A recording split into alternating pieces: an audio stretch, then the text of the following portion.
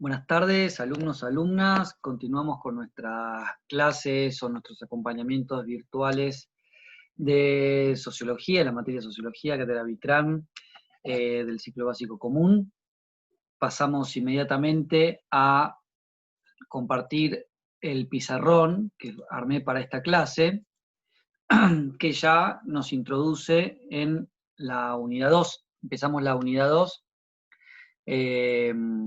Analizando, o en este caso facilitando herramientas de lectura y comprensión del pensamiento de Émile Durkheim, ¿sí? Uno de los institucionalizadores de la sociología en Francia de finales del siglo XIX y comienzo del siglo XX.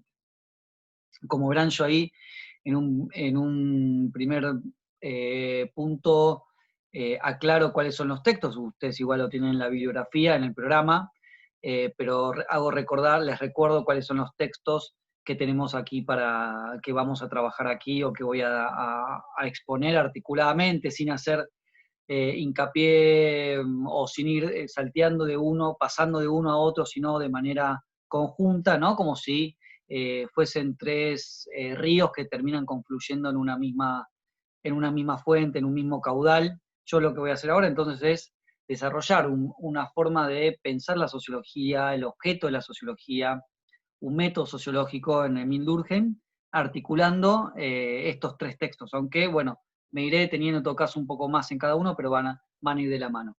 Recuerden que lo que yo propongo, lo que le proponemos en esta cátedra para pensar los autores clásicos de la sociología, en los que ustedes tienen para leer en este programa, son Marx, Durkheim y Weber, es siempre ir analizando o separando, ¿sí? Diferenciando, aunque después esto van de la mano, estos dos andariveles, lo que es una determinada teoría de la sociedad y un método de estudio y de comprensión de la sociedad, ¿sí? Con un andamiaje conceptual específico, y después lo que es la intención y el objeto de indagación propiamente histórica, ¿sí? Es decir, entender, como habíamos dicho en la clase anterior, fundamentalmente qué es lo singular, qué es lo característico de la modernidad, de las sociedades modernas, cuáles son sus rasgos centrales, qué diferencia la modernidad de otros momentos, otras etapas civilizatorias de la humanidad. Lo primero que quiero señalar yo acá es esto, ¿no? ¿Cómo entiende Durkheim la sociedad? Para Durkheim la sociedad obviamente es un producto humano, ¿no? Que se cristaliza en un conjunto de normas, en una moral, en pautas de conducta, y esas normas, esa moral, esa pauta de conducta, eh, dan cuenta de lo que Durkheim llama lo colectivo, ¿no? Es decir, existe la sociedad cuando podemos hablar de una entidad colectiva, ¿sí? Que tiene obviamente, que va cambiando a lo largo del tiempo, va cambiando en el transcurrir histórico, ¿sí? Obviamente se cristaliza, esto es lo importante, es un producto humano, pero la paradoja en Durkheim es que ese producto se cristaliza y se objetiva respecto a sus productores, ¿no? Es decir, la sociedad es una entidad, es una realidad superior, objetiva, respecto a sus propios productores, no es una paradoja esto, los productores a su vez pasan a ser productos, los sujetos pasan a ser objeto de aquello que producen, es decir, los productores estamos hablando siempre de los hombres, y por eso dice que la sociedad, esta realidad superior, objetiva, previa a nosotros, esta realidad colectiva, es una realidad sui generis, es una realidad en sus propios términos, ¿no? Es decir, que no es un producto de de las acciones recíprocas entre los seres humanos, pero a la sociedad, y más precisamente a los hechos sociales, como lo llama Durkheim, eh, siguen un curso que no es un curso estrictamente hablando, el de que no se corresponde con nuestras vidas particulares, con nuestras experiencias, sino que la antecede y que hay que entenderla y hay que estudiarlas por su propia lógica, por su propio movimiento y su propio desenvolvimiento. Esto quiere decir, si la sociedad es una realidad superior y es objetiva respecto a los hombres, que hay que entenderla como una totalidad, ¿sí? Lo colectivo total o lo colectivo totalidad, ¿no? No es exactamente la sumatoria de sus partes, ¿no? Es decir, es una realidad diferente a la cantidad y las cualidades de los sujetos que la forman. Por eso los procesos sociales, los fenómenos sociales, hay que entenderlos solo a partir de lo social o solo a través de lo social, no a partir de mecánicas individuales o experiencias, trayectorias específicas de A, B, C, ¿no? Ya volveré sobre esto. Lo importante acá es que lo primero que quiero marcar haciendo referencia a la educación como hecho social, ¿sí? Es que nosotros nacemos y recibimos, ¿no? Esto que él llama la sociedad, que está encarnada en normas, en morales, en costumbres, en una moral particular, en morales específicas de los grupos que forman las sociedades también, en pautas de conducta, ¿sí? En tradiciones, en determinados ideales, etcétera, ¿no? Pero nosotros, el hombre es un ser social ante todo porque está formado, está moldeado por la sociedad en la cual él se desarrolla o él crece, nace y crece, ¿no? Es decir, el sujeto es un ser social porque atraviesa un proceso de socialización, ¿sí? En el cual internaliza todos estos contenidos de los cuales hablábamos antes, ¿no? Es decir, a Durkheim le gusta hablar de comunidad de ideas, ideales, valores, en el texto de la educación, ¿sí? Eh, pero lo importante en este punto entonces es que entender el concepto de educación como un concepto central en Durkheim, ¿no? Porque la educación es lo que nos lleva a entender el por qué la sociedad es una realidad previa a los individuos y todos nosotros nacemos con una realidad ya existente, con un mundo capitalista, por ejemplo, un mundo hace 500 años, un mundo feudal, un mundo religioso, patriarcal en aquel entonces, un mundo que está en proceso de despatriarcalización hoy en día, y secular, ¿sí? Que ya no cree en grandes relatos, en grandes eh, paradigmas religiosos, ¿no? Y nosotros nos socializamos en cada una de las realidades que nos atraviesan y que nos constituyen, ¿no? Según el tiempo y el espacio en el cual hayamos nacido y en el cual estemos socializados, ¿verdad? Por eso yo puse aquí la diferencia, ustedes verán ahí, dice A y B y después A, B y C, ¿no? Eh, Pongamos un ejemplo para entender el proceso de educación. Si A y B, que son Luis y Marta, de pronto se ven en una isla, un barco los deja, ¿no? En una isla, ellos tienen que formar una sociedad, ¿sí? En el sentido que tienen que producir normas, tienen que producir costumbres, tienen que producir, por ejemplo, roles, tienen que definir roles, roles que hacen al trabajo, las labores y demás, ¿no? Eh, pero ellos están produciendo entonces una nueva sociedad, están instituyendo una sociedad. Ahora, si Marta y Luis tienen un hijo y aparece C va a recibir el mundo, ¿no? Que es lo que nos pasa a todos y cada uno de nosotros. Nosotros recibimos el mundo y ese mundo lo recibimos como el único mundo posible, un mundo objetivo, que es previo y es superior a nosotros. Entonces, en todo caso, lo que podremos hacer es un trabajo de desnaturalización de las costumbres, los roles, las creencias que hayan construido Luis y Marta, ¿no? Pero ya no nos vemos, no nos relacionamos ante esa cristalización como ellos dos, porque han sido sus productores, etc., ¿no? Fíjense qué interesante esto, vinculándolo a la definición de hecho social de Durkheim, ¿no? ¿Qué son los hechos sociales? Formas de pensar, sentir, actuar que son independientes de nuestras voluntades, que nos preceden y que al mismo tiempo nos atraviesan, nos constituyen. Y fíjense qué interesante, ya que incluye las formas del sentir, ¿no? Recuerden ustedes lo que vimos con Giddens respecto a el amor como un constructo histórico y social, el amor romántico, el amor tal y como lo entendemos en la modernidad, ¿no? Incluso podríamos hablar de cómo ha ido cambiando esa noción de amor en los últimos 50, 100 años, ¿no? Se ha vuelto menos rígido, menos atado a rutinas, a compromisos preexistentes, férreos, del amor de toda la vida, etcétera, etcétera. No vamos a entrar en eso, ¿no? Pero sí es importante marcar esto, vincular, que estas formas de pensar, sentir y actuar no son previas y que se pueden encarnar en el concepto de educación de Durkheim, porque nosotros lo que aprendemos, lo que internalizamos en definitiva, entre otras cosas, son estas formas de pensar, sentir y actuar, ¿no? Y ya que estamos en pensar, sentir y actuar, en esta personalidad lo importante es que la educación produce lo que un sociólogo llama personalidad social básica. Esto es, la educación nos brinda las herramientas necesarias, construye los rasgos esenciales de una personalidad, en mi caso Emiliano, ¿no? De una personalidad llamada Emiliano, que le permite a Emiliano interactuar con otros sociales que son significativos, con los cuales se puede comunicar y puede orientar acciones y relaciones sociales, ¿no? Esta personalidad social básica incluye desde un lenguaje, ¿no? Y una lengua con determinados significantes, palabras y significados, ¿no? Es decir, yo sé qué significa computadora, sé lo que significa cama o un tapiz, ¿no? Y para qué sirve una cama, un tapiz, etcétera, ¿sí? Y les brinda las herramientas también para el actuar, ¿no? Como dice Durkheim. ¿Qué significa para el actuar? Bueno, nosotros sabemos entonces, cuando somos socializados, qué es lo que podemos esperar en cada una de las situaciones de los otros sujetos, ¿no? Y qué es lo que ellos esperan de nosotros, qué está bien, qué está mal. Acá la moral, ¿no? La moral no solo son un conjunto de reglas, sino que son reglas en acto.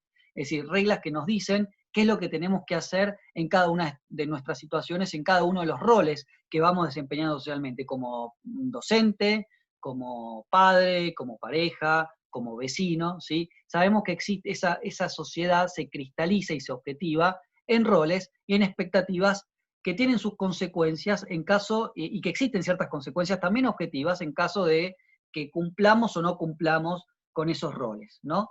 Entonces, por ejemplo, yo sé que si no doy clases, si llego siempre tarde, si tengo problemas con alumnos, etcétera, etcétera, voy a recibir sanciones institucionales, ¿no? Es decir, ahí voy a poder conocer esta existencia de la sociedad como una realidad superior a mi persona. ¿Por qué? Porque, bueno, si Emiliano no cumple adecuadamente con el rol de docente, con sus compromisos, pues puede ser objeto de sanciones, ¿no? Dependiendo la gravedad o no de la falencia, de los errores o de los descuidados, etcétera, etcétera. Por eso aquí marqué, ¿no? Que es importante, además de esta idea de la sociedad como una realidad previa, la sociedad como un conjunto de contenidos que hacen a la construcción de una personalidad, también la sociedad como motor que internaliza en el hombre los esquemas de comportamiento, ¿sí? Y esquemas autorregulatorios que le permiten entonces no solo construirse como sujeto, sino además construirse en relación con otros, es decir, en tanto el sujeto sale a distintos escenarios de la vida social, y tiene que interactuar sea en términos públicos, privados, formales, informales.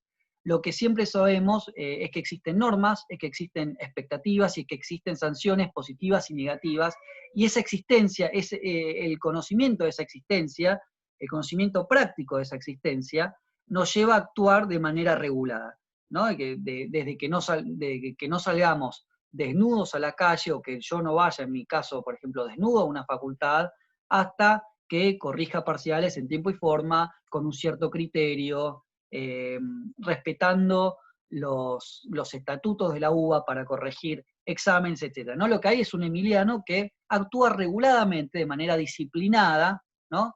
Por esas normas que lo atraviesan y que hacen posible que él se relacione con otros, con alumnos, una profesora titular, no docentes, etcétera, ¿no? Bajo determinadas maneras que son previsibles, son esperables, ¿no? Bien, entonces, como puse acá, ¿no? Es decir, aprendemos no solo qué es la Argentina, determinados contenidos, ¿no? Qué es la ciencia, qué es la técnica, qué es lo que hace un auto, qué es lo que hace un camión, o qué significa una universidad, qué significa una carrera, qué es lo que puedo hacer siguiendo una carrera o siguiendo otras, etc., ¿no? Además de esos contenidos, lo que aprendemos es a relacionarnos, a socializar, a interactuar, a desempeñar roles, ¿no? Porque los roles siempre están atados a conjunto a mallas normativas y a posibles, como dije antes, posibles sanciones tanto positivas como negativas, ¿no? Bien. Durkheim dice, bueno, los hechos sociales son formas de pensar, sentir y actuar que son previos a nosotros y son superiores a nosotros, porque la sociedad es previa a nosotros, nos antecede y está por encima nuestra, ¿no? Es decir, Durkheim siempre está a un paso de hacer de la sociedad una especie de nuevo Dios moderno, ¿no? La sociedad como si fuese una cosa con autonomía, tiende a prácticamente a cosificar, a darle un dote, casi como si tuviese una voluntad, como dije antes, y una capacidad de acción sobre nosotros, ¿no? Una capacidad intelectual de actuar sobre nosotros. Eh, pero ese rasgo de la sociedad se puede entender también en su definición de hecho social y cómo hay que tratarlo, ¿no? Esta regla metodológica de la sociología, ¿no? Tratar a los hechos sociales como cosas. ¿Qué significa esto? Bueno, yo acá, como verán, marqué la disputa entre realismo y nominalismo sociológico. ¿Qué es lo que dice el realismo sociológico? O vamos al revés, ¿qué es lo que dice el nominalismo sociológico? La sociedad existe en tanto existen las psicologías y en tanto existe como nombre y como significado para los individuos. No existe algo por fuera de lo que los hombres consideran que es la sociedad, ¿no? Una realidad, una definición que hoy en día llamaríamos posmoderna, ¿sí? Basta que uno piense que algo existe para que eso exista, por decirlo de alguna manera.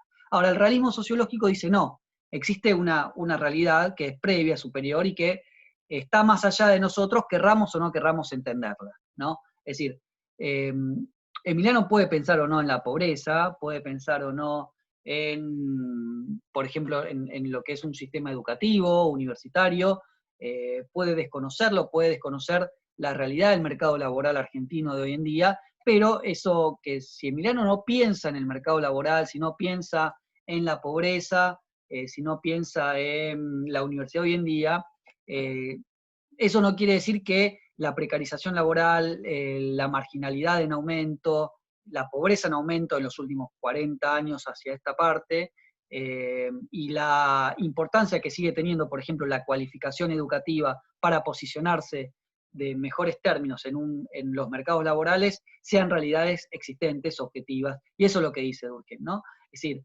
el realismo sociológico quiere decir esto, ¿no? Es decir, que la sociedad es una cosa que, como cualquier otra cosa, no está en nosotros, sino que está afuera, ¿no? Y nosotros tenemos que ir a conocerla, tenemos que ir a conocer sus propiedades, sus cualidades, su desenvolvimiento, ¿sí? Para poder entenderla y poder eventualmente actuar de mejor manera sobre ella, en caso de que se quieran establecer ciertas terapéutica, porque a Durkheim además siempre le interesaba realizar diagnósticos, conocer la cosa social, ¿sí? Los hechos sociales para poder brindar soluciones y poder conjurar los males, las patologías, como se dice muchas veces, de las sociedades particularmente modernas, ¿no? Por eso es necesario entender a los hechos sociales como cosas que, como las cosas físicas, no son externas, y se desenvuelven bajo propiedades, bajo leyes, que son las del mundo objetivo. Bueno, los objetos físicos, sus propiedades, las leyes que hacen posible su evolución, etcétera, existen independientemente de que las conozcamos o no, ¿sí? Las leyes físicas, las leyes químicas. Lo mismo pasa con las leyes del mundo social o con el mundo social, ¿no? Es decir, el mundo social existe, querramos o no conocerlo, y tiene también ciertas leyes y se explica a través de ciertas regularidades que están ahí y que nosotros solo podemos ir a conocerlos para poder explicarla de manera más fehacientemente. No existe como una realidad, como una cualidad psicológica, subjetiva, sino como una realidad objetiva, superior y previa a nosotros. En segundo lugar, como dije antes, ¿no? Es decir, es una cosa porque al igual que los objetos físicos o que el mundo físico, mejor dicho, o natural, ¿sí? Se desenvuelve bajo ciertas leyes que pueden explicarlo, ¿no? Como por ejemplo, así como yo sé que si deja de irrigar sangre al cerebro, voy a perder la conciencia en una cuestión de minutos, bueno, lo mismo el sociólogo tiene que ser capaz de descubrir cuáles son las leyes que rigen el mundo social, como los físicos y los químicos van descubriendo las leyes que gravitan sobre el mundo físico, el mundo químico, el mundo de la naturaleza más generalmente hablando, ¿no? Ahora, fíjense ustedes qué interesante. Por un lado tenemos hechos sociales, formas de pensar, sentir y actuar, que podemos decir, llamarlos elementales, ¿no? Y que constituyen la condición de posibilidad de cualquier entidad social, ¿sí? Yo esto llamo como los hechos sociológicos barra antropológicos. ¿Por qué? Porque suponen los elementos de cultura que hacen posible la existencia misma de la sociedad, ¿no? Los elementos culturales que hacen posible lo colectivo, ¿no? Las normas, la moral, ciertas tradiciones o costumbres, ciertos ideales, ciertos valores, ¿no? Y que además esos elementos culturales se internalizan, como dije antes, y construyen la personalidad social y construyen las disposiciones necesarias para la interacción y por lo tanto lo que nos permite comprender estos hechos sociales. ¿Cómo es posible el orden? Bueno, el orden social, ¿no? El orden social es posible porque existen una moral, costumbres, normas, todo lo que hace a lo colectivo cultural, ¿sí? Que son internalizadas en los sujetos y que esa internalización hace posible que las actitudes y las conductas de los sujetos se mantengan dentro de ciertos parámetros uniformes, ¿sí? Que hagamos A y que no hagamos B, ¿sí? Que decimos A y no decimos B o C, ¿no? Y que esta uniformidad en el devenir del tiempo, días, años, etcétera, se mantiene relativamente estable, ¿no? Y de esta manera el orden se va reproduciendo día a día. Esto no quiere decir que no pueden haber modificaciones, porque nunca existe una correspondencia exacta entre sociedad e individuo. El individuo siempre puede eh, repensar esos conocimientos que ha ido internalizando, puede operar sobre ellos de manera crítica, etcétera, y eso da lugar entonces a posibles parciales transformaciones, negociaciones, ¿no? en los distintos órdenes. Pero bueno, en principio podemos decir que existen hechos sociales que son condiciones de posibilidad de todo orden social, ¿no? Después existen lo que yo aquí denominé hechos sociales variables, ¿no? Es decir, que no son necesarios para la construcción de un orden y para la formación de una sociedad, pero sí que son característicos del orden social moderno, ¿no? La división del trabajo, un nivel de especialización que no había tenido lugar y que no tiene precedentes en la historia de la humanidad. Aquí también mencioné la urbanización como en la clase previa, ¿no? Es decir, hasta el siglo XVII, siglo XVIII, las sociedades humanas eran sociedades básicamente agropecuarias y rurales. La industrialización, lo mismo, ¿sí? La individuación, ¿no? La transición del individuo de formas primarias de vida, ¿no? En el sentido que individuos que se definen en relación a grupos familiares, a comunidades vecinales, a pequeños clanes, por ejemplo, etcétera, pertenencia a clanes y otros agrupamientos pequeños que definen solidaridades, lealtades, etcétera, ¿no? El hombre va conociendo nuevos agrupamientos en la modernidad, vinculados a sus deseos o a sus intereses, ¿no? Agrupamientos civiles, agrupamientos deportivos, agrupamientos artísticos, agrupamientos políticos ideológicos, ¿no? Que van dando lugar, van permitiendo mayor y más amplia expresión a sus ideales, a sus intereses individuales, ¿no? Y a la movilidad, dan lugar a la movilidad territorial y a la movilidad social, y a los impulsos y a las singularidades en términos de gustos, de creencias, de ideales o ideologías, etc., ¿no?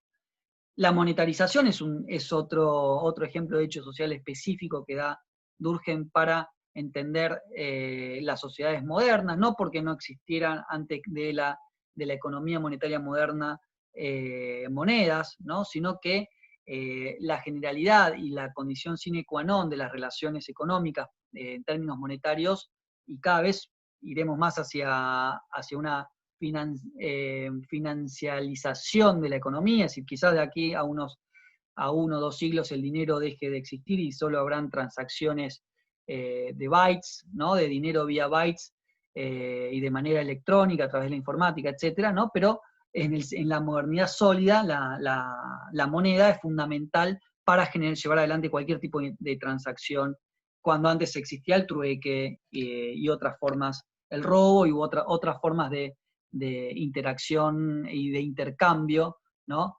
De bienes y servicios. Bueno, aquí también marqué la educación especializada. Fíjense qué interesante esto para pensar la relación entre hecho social y educación. Hasta la modernidad, los individuos estaban formados por una única educación, ¿sí? O todos los individuos, mejor dicho, tenían acceso en sus marcos comunitarios locales, cerrados, relativamente cerrados y pequeños, a una única educación. Por ejemplo, en Esparta se construía una forma ciudadana una forma de ser espartano, ¿sí? Y los niños eran educados para la guerra fundamentalmente, y recibían una educación militar, etcétera, etcétera, o podía haber algún tipo de diferenciación ahí según los rasgos físicos entre funciones políticas, comerciales, y esta otra que había dicho antes también, las funciones militares, ¿no? Pero siempre era un único sistema educativo. Ahora, en la modernidad lo que tenemos son múltiples sistemas educativos sobre la base de un Estado secular, que es el que regula los contenidos básicos, una currícula básica, un sistema, por ejemplo, de seguimiento de grados, o un sistema escolar que define, por ejemplo, instancias de aprendizaje, primario, secundario, etcétera, ¿no? Lo que tenemos son, por ejemplo, piensen ustedes, en lugar de un esquema uniforme de educación, tenemos educaciones industriales, educaciones comerciales, educaciones de letras o bachilleratos, tenemos educaciones laicas, tenemos educaciones religiosas. Dentro de las educaciones religiosas tenemos educaciones que son protestantes, que son católicas, judías, musulmanas, etcétera, etcétera, ¿no? Entonces, esta diferenciación y esta especialización de la educación, ¿no? Es una pauta también de la especialización y la diferenciación de la sociedad misma, ¿no? Aquí también puse los estados nacionales, etc. Me parece importante marcar en este punto, bueno, ¿qué es lo que dice Durkheim sobre los hechos? ¿Cómo reconocemos a los hechos sociales? Dice, bueno, a los hechos sociales los podemos reconocer como también como los hechos físicos o químicos, se los puede reconocer en su acción sobre la naturaleza, incluyendo la naturaleza humana, ¿no? Por la coacción que ejercen en este caso, sobre nosotros, sobre los hombres, ¿no? ¿Qué quiere decir esto? ¿Y cómo podemos comprender, cómo podemos identificar estos hechos sociales? Bueno, por ejemplo, dice Durkheim, si yo quisiera salir a comprar algo, algún bien necesario, o moverme en un medio de transporte, no podría hacerlo si no cuento con un determinado dinero, que es la señal socialmente aceptada para poder acceder a un colectivo, o poder comprar chicles en el kiosco, o una polenta en el supermercado chino, ¿no? Es decir, ahí me doy cuenta yo lo que es un hecho social. Si yo salgo desnudo a la calle, insisto con este ejemplo, voy a conocer otro hecho social, que es bueno, me van a detener, me van a llevar a una comisaría por estar yendo contra ciertas convenciones públicas, ¿no? En este caso definidas por la autoridad local, el gobierno de la ciudad. Y así podría seguir con los ejemplos, ¿no? Si decido no estudiar, si no hubiese decidido no estudiar sociología, nunca hubiese terminado el secundario, solo hubiese terminado el secundario, yo ahí conocería, mejor dicho, hubiera conocido cierto hecho social, que es el de la distribución de los sujetos en mercados laborales más o menos calificados, mayor o menor remuneraciones, y en ese caso seguramente hubiese podido acceder solo a trabajos no solo escasamente calificados, de baja calificación, de sobreexplotación, sino también mal remunerados, precarios muy posiblemente, etcétera, etcétera, ¿no? Yo aquí marqué un ejemplo de cómo podemos identificar los hechos sociales y cómo a través de esos hechos sociales podemos conocer esta existencia de la sociedad como una realidad previa y superior a nosotros, ¿no? Y acá hablo de la urbanización y las migraciones en Argentina. A ver, el por qué hay que entender a la sociedad, estudiar lo social a través de lo social y no a través de lo individual, ¿no? Es decir, por ejemplo, ningún sujeto, ningún migrante de final del siglo XIX y comienzo del siglo XX en Buenos Aires o en Chicago, Nueva York, en América, dijo por sus propios medios, bueno, yo ahora voy a migrar porque quiero generar un cambio social, ¿no? Ahora, sin embargo, lo que tenemos es que hacia final del siglo XIX y comienzo del siglo XX, Buenos Aires, Nueva York, Chicago, fueron de las ciudades que más crecieron poblacionalmente en el mundo, gracias a que existieron migraciones masivas desde Europa hacia el continente americano. En el caso de Estados Unidos, además, recibieron afluentes migratorios de Asia, por ejemplo, eh, en el caso de Estados Unidos también de los estados del sur de los propios Estados Unidos, los estados, y conocieron también, se instalaron en las grandes ciudades, se fueron instalando paulatinamente las comunidades y los guetos afro, eh, los llamados guetos, ¿no? Eh, pero bueno, ahí tenemos un hecho social que no se puede entender, o que no lo podemos entender solo a través de lo que hizo fulanito o menganito. En todo caso, es la trayectoria de un migrante, como estudiaron los sociólogos norteamericanos del comienzo del siglo XX, la historia de los migrantes polacos desde los campos de las poblaciones campesinas de Polonia hacia Chicago, por ejemplo, la Chicago del comienzo del siglo XX, lo que nos permite reconstruir esos procesos migratorios y esas vidas en particular de los campesinos son justamente fenómenos sociales. Por ejemplo, la necesidad o el interés que se despertó en los individuos en el siglo XIX de llevar adelante un proceso de movilidad personal y familiar en vistas de mejores oportunidades, mayores oportunidades, en busca de mayor libertad, de mayor anonimato, ¿no? Se identificó a la gran ciudad y a América en particular, y a las grandes ciudades americanas, como lugares en los cuales no solo se podía tener mayor libertad, mayor elección, sino también se podía generar mayor bienestar personal y familiar. Y entonces ese deseo de libertad, de progreso personal, familiar, de mayor riqueza, etcétera,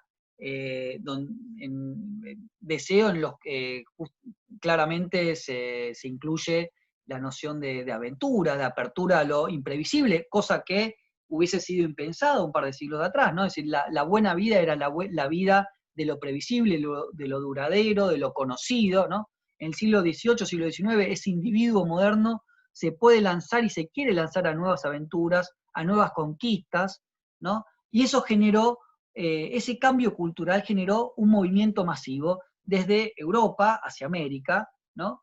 Y ahí lo que tenemos son migraciones extranjeras. Después lo que tenemos en los 30 son migraciones al interior de la Argentina, ¿no? Migraciones sobre todo desde regiones, de la región mesopotámica hacia las grandes ciudades, en proceso de industrialización, de sustitución de importaciones durante los 30 y las décadas siguientes, ¿no? ¿Por qué? Porque ahí también en ese momento las poblaciones rurales, de las pequeñas ciudades de la Mesopotamia argentina, etcétera, veían a la gran ciudad y a este proceso de industrialización en nacimiento, en desarrollo paulatino, como un espacio posible, legítimo para darle respuesta a sus aspiraciones. ¿Por qué? Porque las economías agropecuarias, sobre todo cuando no había acceso, al no haber acceso a la tierra, etcétera, eran sinónimo de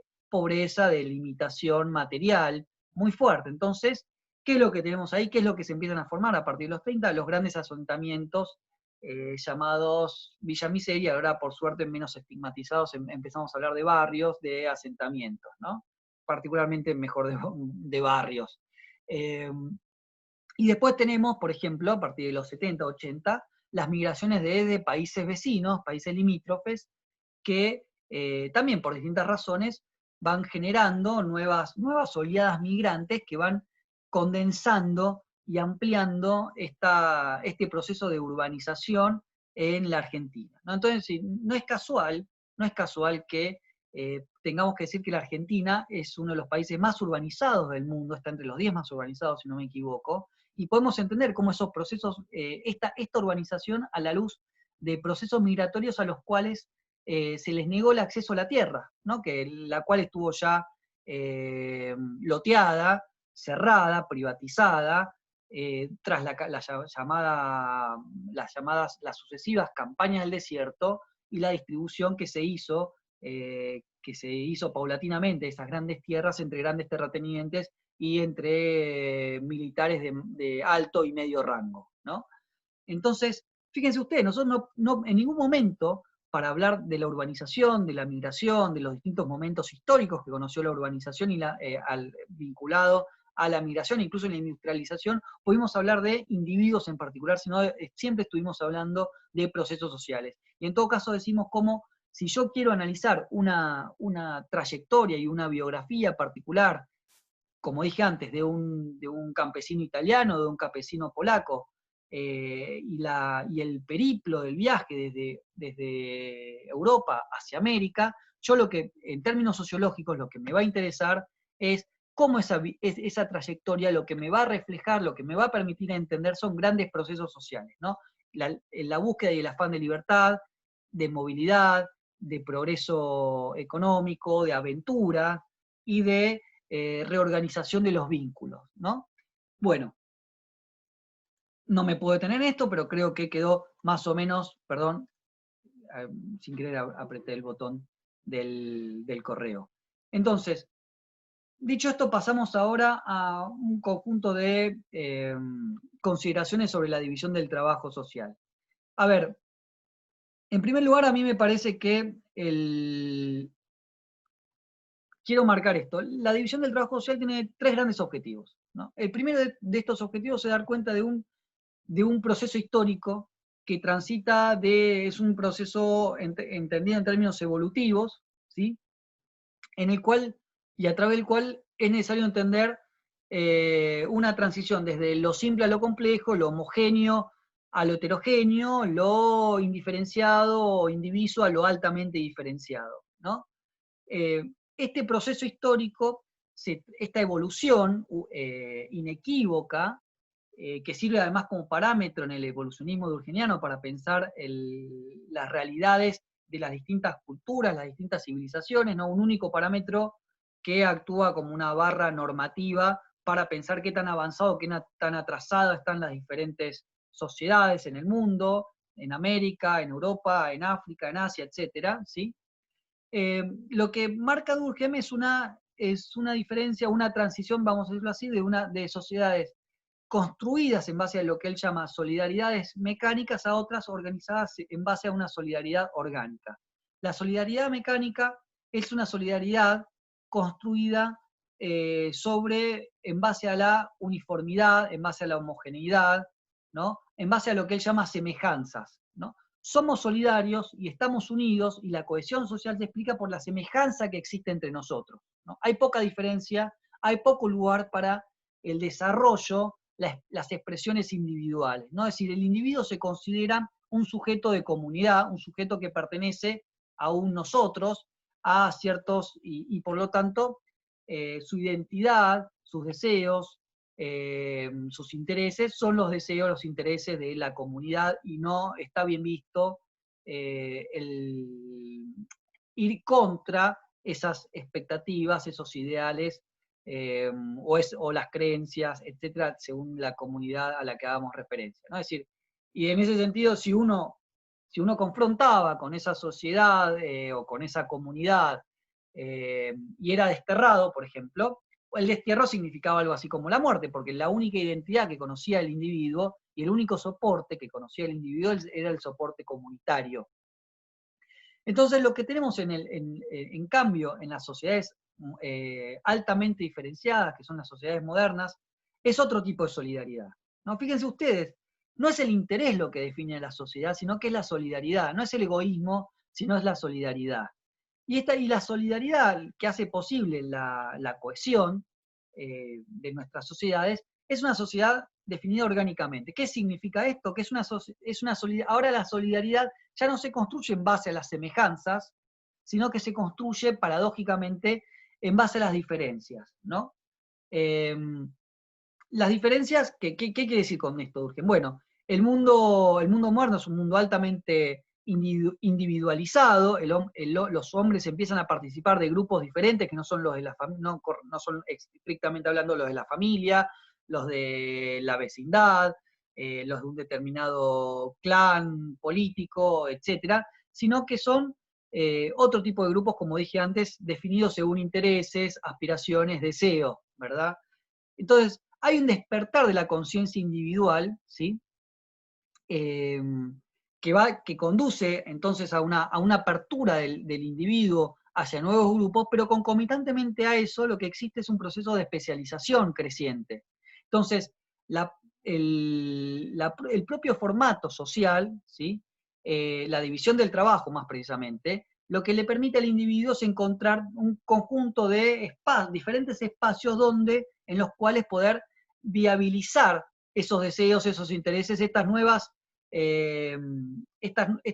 nuevas socialidades y estos nuevos espacios de relación e interacción, ¿no? Es decir, Emiliano, más allá de su familia, gracias a que existe la modernidad, pudo conocer instancias de socialización de ciertos deportes, ¿no? Por ejemplo, yo toda mi vida hice artes marciales, entonces he ido participando y formo parte de grupos diferentes de artes marciales, ha ido conociendo amigos a lo largo del periplo académico, de grado, de posgrado, ha podido hacer otro tipo de amistades a través de redes sociales, actividades artísticas, etcétera, etcétera, ¿no?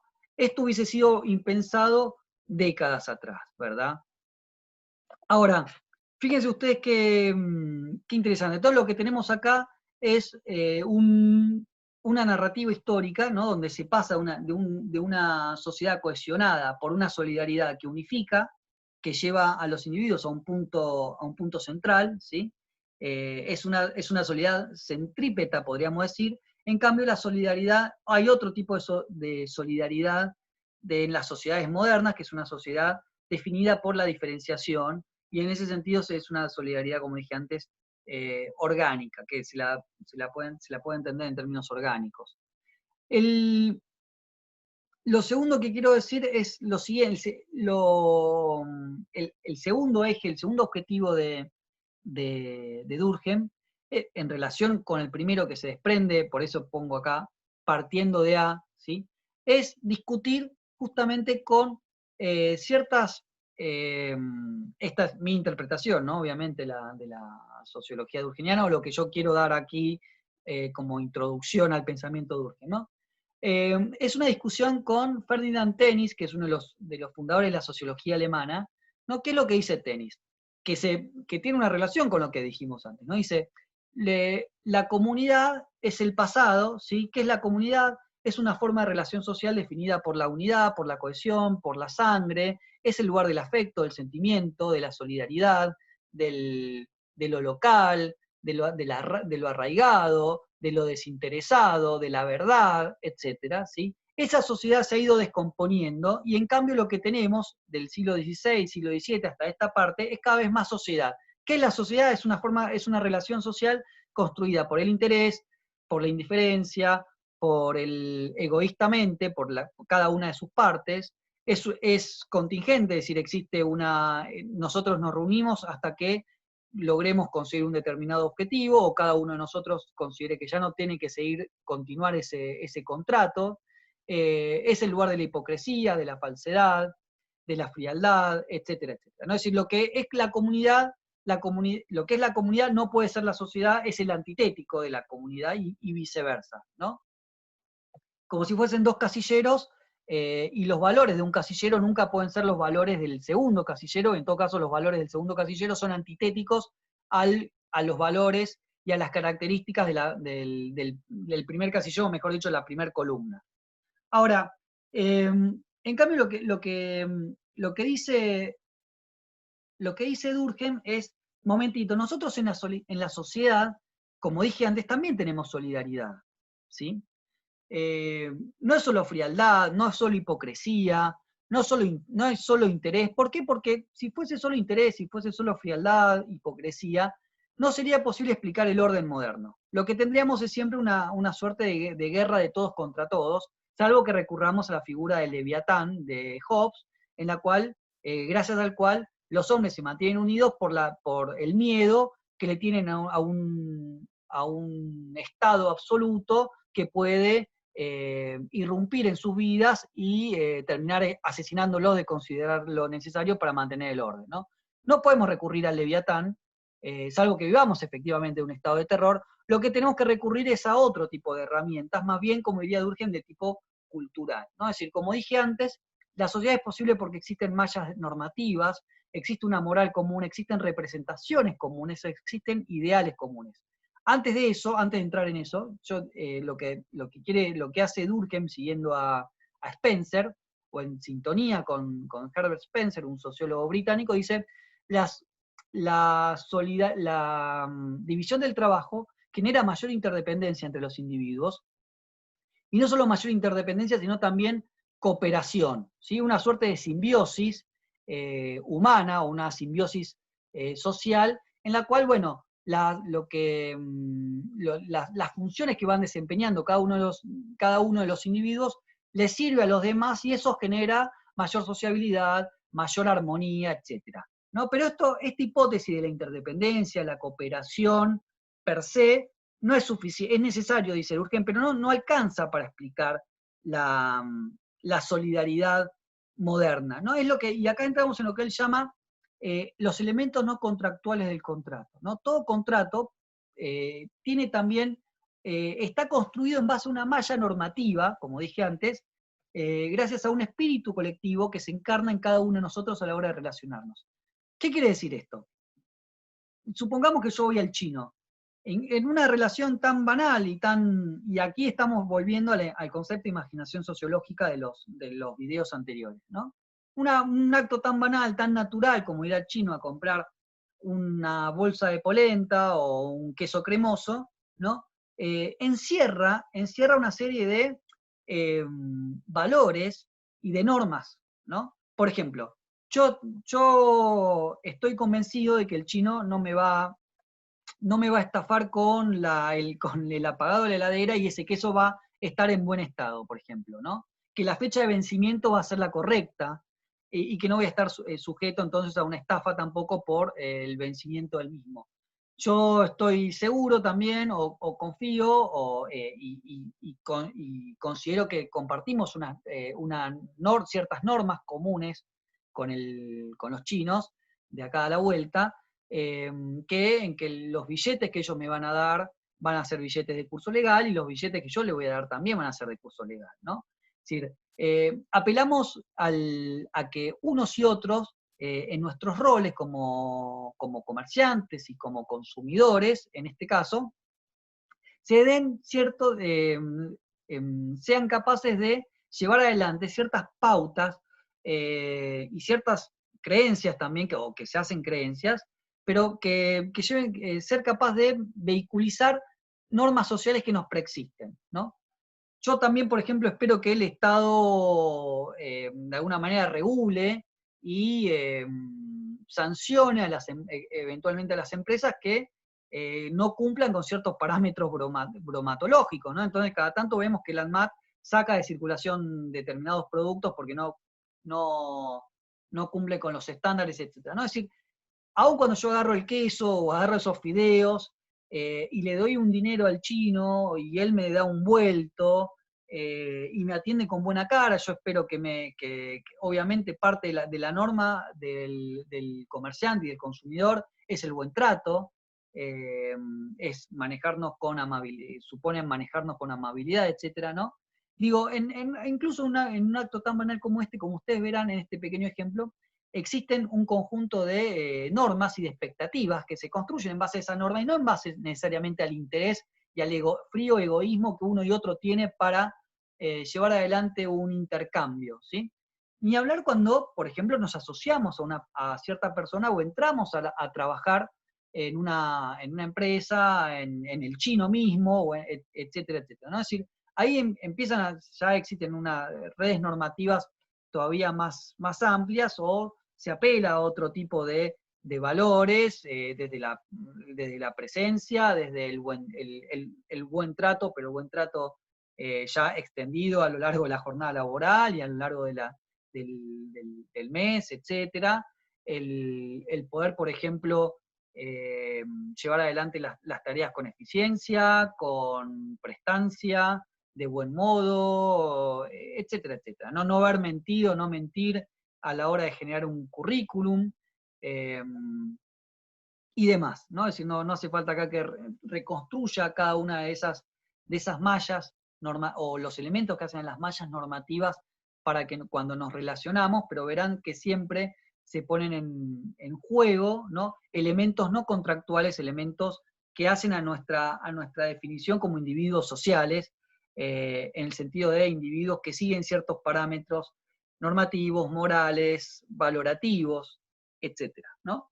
Ahora, eh, ¿qué pasa? En las sociedades definidas bajo la solidaridad mecánica, teníamos básicamente tres grupos, ¿no? La comunidad, los grupos primarios, ¿sí? Que formaban esa comunidad, por ejemplo, de una tribu, tenemos el grupo primario llamado familia, por ejemplo, ¿no? Y después tenemos el individuo como parte, simultáneamente, como miembro pleno de esa familia y de esa comunidad tribal, ¿no?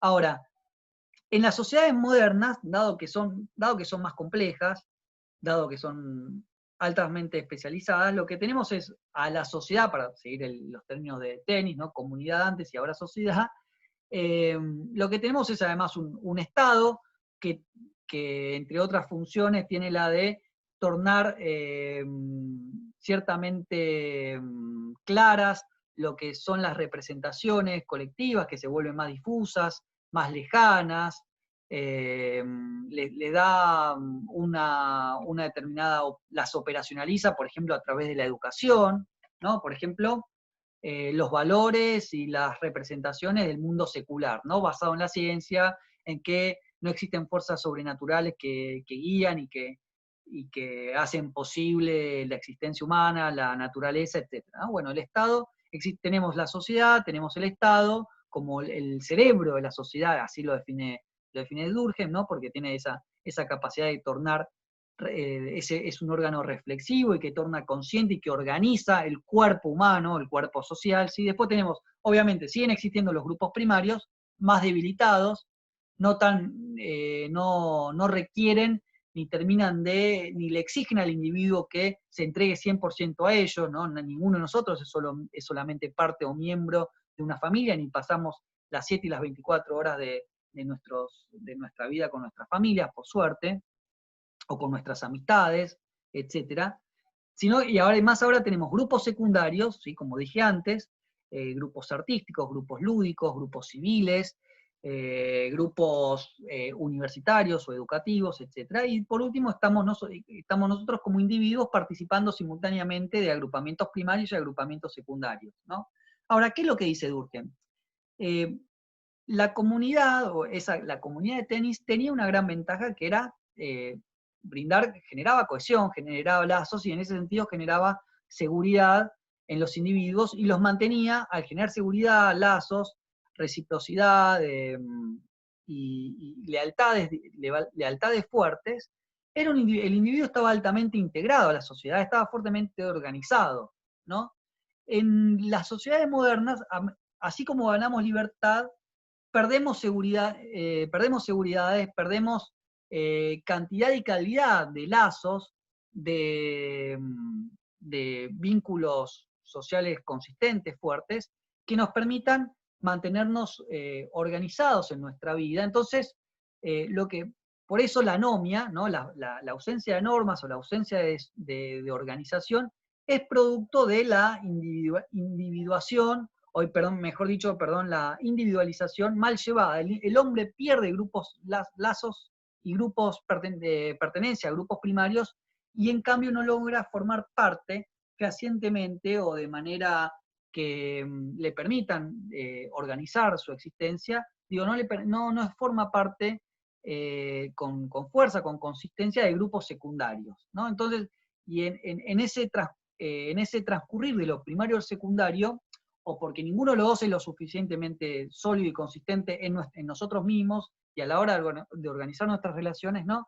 Se van generando situaciones anómicas, situaciones de desorganización, de desregulación. A todo esto se suma también que la propia modernidad genera movimientos imprevisibles en la economía, en los marcos normativos o en las leyes, etcétera, etcétera. Entonces, los desequilibrios modernos sumados a esta falta de seguridad generan posibles anomias, posibles desorganizaciones, ¿no?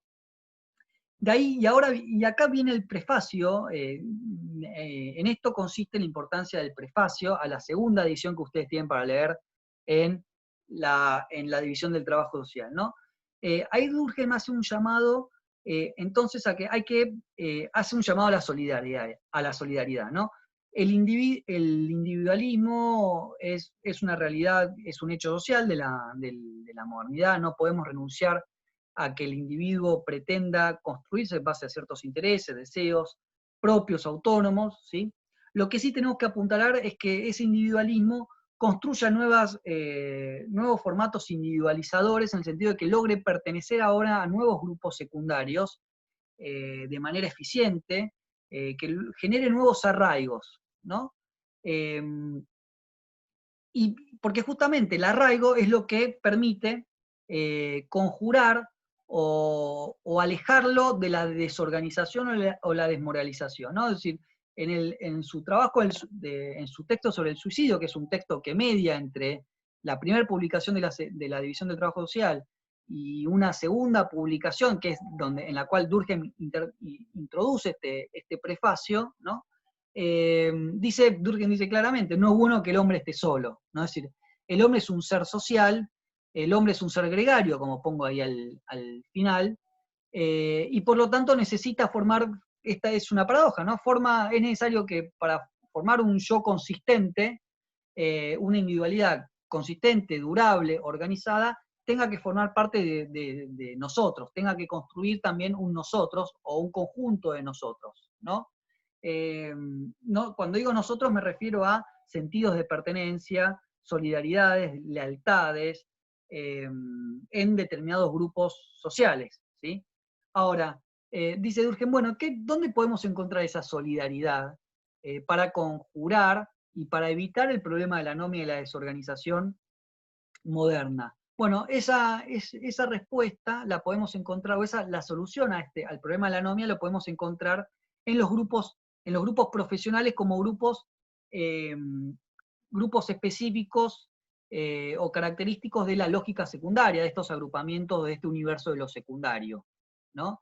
¿Por qué los grupos profesionales? Porque, bueno, los individuos tienen el deseo y la necesidad de poder realizarse laboral o profesionalmente, ¿sí? Realizarse a través del trabajo, entonces, ¿qué mejor que ellos puedan encontrar en algo así como nuevos gremios, pero no ya medievales, porque esos albergaban y absorbían toda la personalidad, es decir, el individuo en el gremio medieval como un gremio casi primario, ¿no?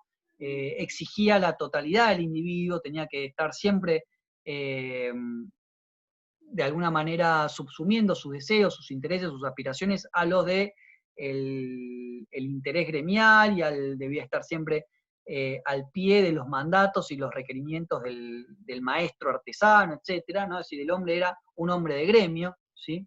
Ahora no, el hombre es un hombre libre, tiene también una familia, tiene otros compromisos, otros intereses, pero estos grupos profesionales le pueden dar un lugar para desempeñar sus deseos. En este caso, entonces, lo que tenemos es Durkheim busca amalgamar lo que es la aspiración y el deseo de desarrollo económico, el progreso material, la movilidad social ascendente, etcétera, con un sentido de pertenencia, nuevos vínculos, nuevas solidaridades, ancladas justamente en una profesión o en una actividad laboral que es donde él decide desarrollarse, ¿no?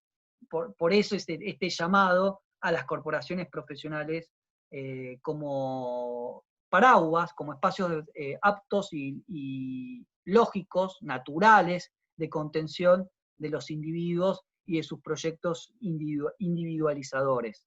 Bueno, eso es todo por hoy. Espero que dejo de compartir. Espero que haya quedado en claro esta clase de Durkheim. Continuamos en el próximo video con Marx. Muchas gracias, alumnos. Hasta la próxima.